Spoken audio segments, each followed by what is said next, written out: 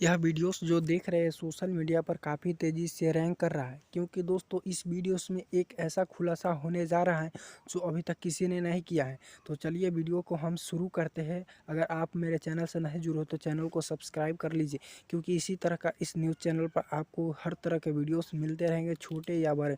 तो चलिए हम बता रहे हैं दोस्तों, यह बयान निकल कर आ रहा है कि अखिलेश कश्यप ने जो है तस्वीर में लड़का बीच में दिखाई दे रहा है, इसको 30,000 रुपया दिए थे उनके ऊपर वीडियोस बनाने के लिए। तो दोस्तों आपको बता देना चाहता हूं कि अखिलेश कश्यप को इस वीडियोस में यही बताया गया है कि इसे अखिलेश कश्यप ने 30,000 रुपया इस लड़के को दिए थे पवन सिंह के ऊपर वीडियोस बनाने के लिए। तो आप तमाम दर्शकों को बता देना चाहता हूं कि यह जो वीडियोस आप सोशल मीडिया पर देख रहे हैं, वीडियोस लोग बनाकर अपलोड कर रहे हैं, तो इस पर ध्यान न दें, क्योंकि यह अफवाह है। ऐसा कुछ नहीं हुआ है। अखिलेश कश्यप ने इस लड़के को 30,000 रुपया नहीं दिया है। यह जो वॉइस देख रहे हैं वीडियोस में आप, वह किसी दूसरे का एडिट करके लोग उसे फेमस कर रहा है।